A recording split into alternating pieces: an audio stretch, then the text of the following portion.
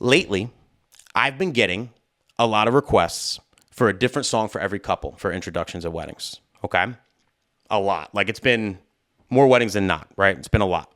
And it's a piece of cake, right? Because, Santi does it and everything. I do my thing. It's fun, right? Everybody comes out to their own song. I actually think it's better because they're coming out to their jam, right? Everybody gets their own jam. It's like WWE entrances, right? People like wow out. Way better intro rather than playing the same song for everybody. Highly recommend. I want to give you guys some tips on how to do this, though.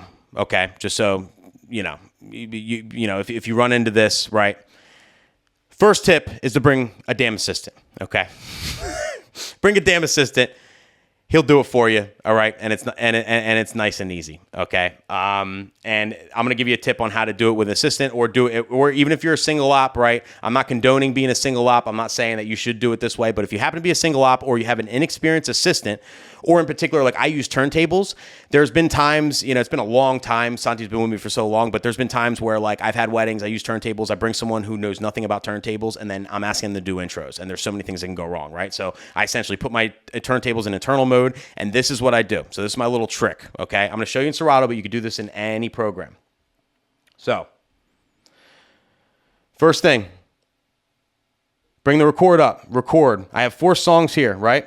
And you basically want to make a recording of each song. So, record it, right? Once you're done, right? Record the part you want, or record the whole song if you want to be safe. Then I stop it, right? I'll stop the song.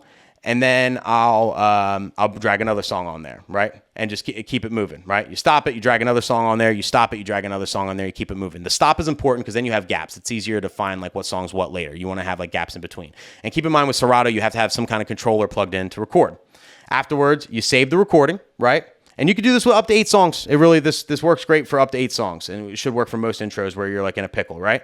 Then you have the 4 songs on one track, and then you basically just set your cue points. So I got 1, 2, 3, 4, right? I'll take this away so you can see it, right? And I have my 4 cue points for the 4 songs I brought in there.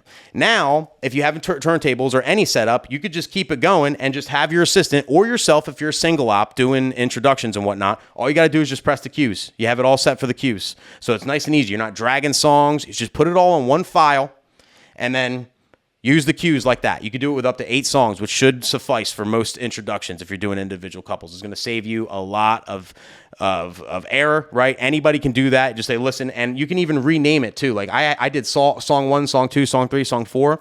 I think it's a great idea if they're following along. You gave them a cheat sheet, your assistant to follow along with, right? If you're working with somebody else, then put the names up there, right?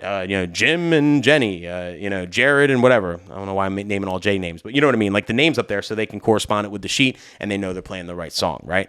Very easy. You could do this with any DJ program. Some people say to put it in your sampler, right? Some people say to just basically like, put it in your sampler and, play it from there. But the problem is like you can't, it's harder to cue it. Like a lot of times you want to cue the song at the chorus, right? You want to cue the song at a particular time, and this allows you to do that. So you can truly customize the intros and whatnot. I highly recommend doing this if you run into this issue.